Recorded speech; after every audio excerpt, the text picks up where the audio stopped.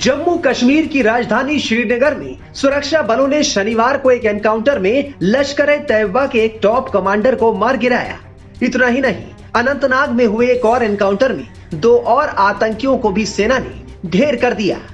लश्कर-ए-तैयबा के कमांडर की पहचान उस्मान के रूप में हुई है, जो कई सालों से घाटी में एक्टिव था और इंस्पेक्टर मसरूर वानी की हत्या में भी शामिल था। अक्टूबर 2023 में ईदगाह मैदान में क्रिकेट खेलते वक्त वानी की नजदीक से गोली मारकर हत्या कर दी गई थी। उस्मान घाटी में काफी लंबे वक्त से एक्टिव था और कई हमलों में शामिल रहा था। उसका मारा जाना जम्मू कश्मीर में लश्कर-ए-तैयबा के लिए एक बड़ा झटका है। सुरक्षा बलों ने आतंकियों की मौजूदगी की सूचना मिलने के बाद घनी आबादी वाले कालियार इलाके में घेराबंदी कर तलाशी अभियान शुरू किया था।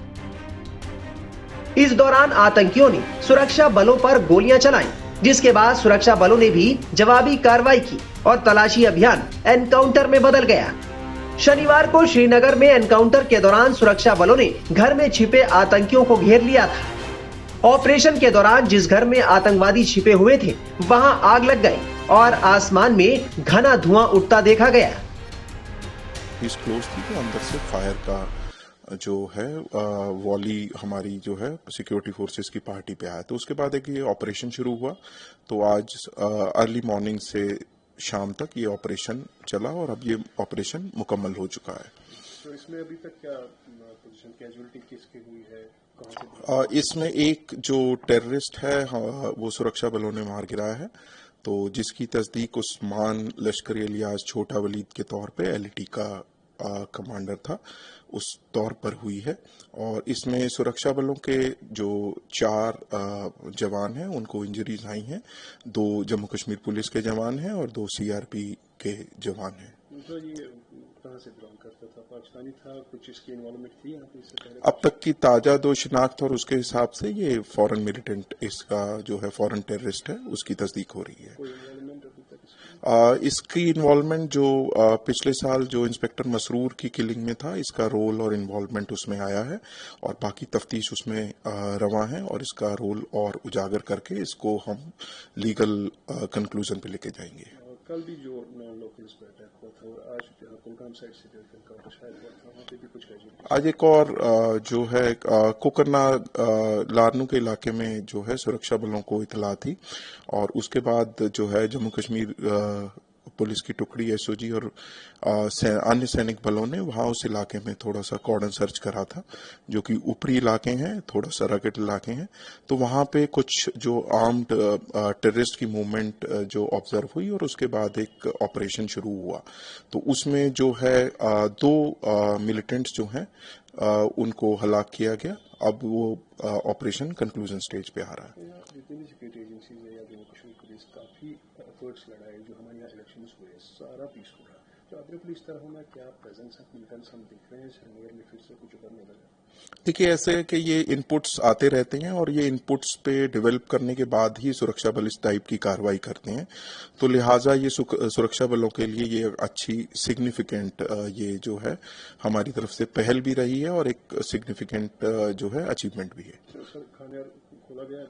अभी थोड़ा सा सर्चेज वहाँ रवा है, थोड़ा सा, क्योंकि आम सिविलियंस के लिए आसपास जो लोग रहते हैं उनके लिए थोड़ा और सिक्योर करने के लिए सैनिटाइजेशन। श्रीनगर में पिछले करीब 2 साल बाद ये पहला एनकाउंटर था। श्रीनगर में हुए एनकाउंटर में 4 सुरक्षाकर्मी भी घायल हो गए।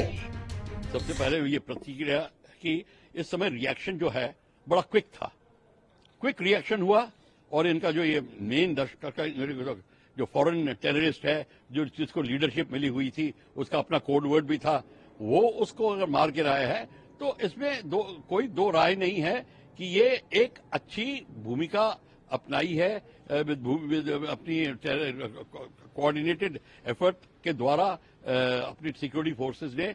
पर हमारे लोग भी घायल हुए हैं, आपको ये भी, हमको उसकी बहुत चिंता है और लगातार मारे जा रहे हैं, तो उसकी हमें बड़ी चिंता है। सबसे बड़ी बात यह है, हमारी फोर्सेस रिएक्ट बड़ी फर्स्ट क्लास करती हैं।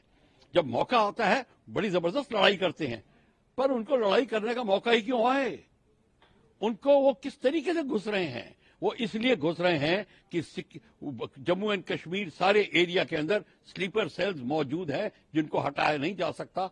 अनटिल एंड अनलेस उनके लिए अभियान स्टार्ट किया जाए, लोकल पुलिस को पता होता है कि कौन किधर है। आपके ही टेलीविजन में दिखाया गया है किससे अलमियारों के पीछे किस तरीके से गुफाएं बनाई हुई हैं, तहखाने बनाए हुए हैं। तो ये सारी की सारी चीजें जो ये चीज बयान देती हैं, ये समझाती हैं कि बाहर के बेशक टेररिस्ट आ रहे हैं पर अंदर स्लीपर सेल्स उनको खुले हाथ उनका आगमन कर रहे हैं। ये जो प्रॉब्लम है इसको हमारे जो सिक्योरिटी फोर्सेस हैं बड़ी मुस्तैदी से, बड़ी बहादुरी से अपनी जान गंवा के अपने घायल होकर पूरी करते हैं, मैं मानता हूं। पर हम उनको ऐसी परीक्षा में क्यों डालें, मेरा कहना ये है। कोड वर्ड उसका कोड था, मतलब कि उसका जो कम्युनिकेशन में जो नाम लिया जाता था उसका फॉरेन नेम नहीं लिया जाता था, उसका नाम वो जो नाम उनको दिया है वो दिया जाता था। तो सर इसका फ्यूचर इफेक्ट हम किस तरह से देख सकते हैं, क्योंकि ये काफी लंबे समय से सक्रिय था और इसने एक इंस्पेक्टर की हत्या में भी बेहद अहम भूमिका निभाई। देखिए, इसने इंस्पेक्टर की हत्या में भूमिका निभाई थी और क्यों नहीं, वो आया ही था इंस्पेक्टर्स और पुलिस को और सिक्योरिटी फोर्सेस को मारने के लिए, तो अपना काम करके चला गया। वो तो भाई हमने जो उसको खत्म किया बहुत अच्छा किया, पर हमने रिएक्ट किया। जब तक हम पीओके के अंदर घुस के जहां से वो अंदर आ रहे हैं, जब तक वो बेसिस नहीं खत्म करते, उनको वहां नहीं पकड़ते, तब तक हमारे को मेरे हिसाब से सफलता तब मिलेगी। नहीं तो ये आते रहेंगे, आप उनको मारते रहिए। मतलब आपके घर में घुस रहे हैं, आपके बेडरूम से निकल के वो ड्राइंग रूम में आ रहा है और आप मार रहे हो उसको, तो ठीक है, पर आप वेट कर रहे हो उसके आने की। तो ये मैं ये कह रहा हूं कि हमारे को दो चीजें नजर आती हैं। हमारी फोर्सेस बहुत तगड़ी हैं, बहुत बहादुर हैं, पर आप उनका इम्तिहान क्यों ले रहे हो? जब तक हम पूरे जम्मू एंड कश्मीर को एक कमांड एंड कंट्रोल में नहीं रखेंगे और पूरे स्लीपर सेल्स को नहीं हटाएंगे और जहां से पीओके से अंदर घुस रहे हैं उस जगह को हम क्यों नहीं कब्जा कर लेते? 8-10 किलोमीटर दूर है, ये 6-7 बेसेस है, 8-10 बेसेस हमारी अटैक हेलीकॉप्टर की रेंज में, मीडियम हेलीकॉप्टर की रेंज में, मल्टी बैरल रॉकेट लॉन्चर्स की रेंज में, ड्रोन्स की रेंज में। आपको किस बात कोई कमी नहीं है। हम जिस दिन ये अभियान शुरू करेंगे, पीओके में प्रेशर डालना शुरू करेंगे, आप देखेंगे सब ये बंद हो जाएगा। और दूसरी बात ये है, अफगानिस्तान के अंदर जो 8.8 बिलियन 9 बिलियन का आर्मामेंट छोड़ गया है अमेरिका, वो अब आर्मामेंट ये इस्तेमाल कर रहे हैं। फॉरेन टेररिस्ट है। अभी मार्क 4 राइफल वगैरह जो कार्बाइन जो आपने एएनआई नहीं कवर किया था, हमने ही बताया था, आप खबर लेके आए थे, वो कर रहे हैं। Rocket launchers, motor locating radars, ये सारा उनके पास है। तो मैं आपको दोबारा कह रहा हूं, हमारे फौज की उपलब्धि बहुत जबरदस्त है। आप उनको रखते हैं, वो बड़ी मुस्तैदी से उस जगह को उड़ा देते हैं, पर आते क्यों हैं?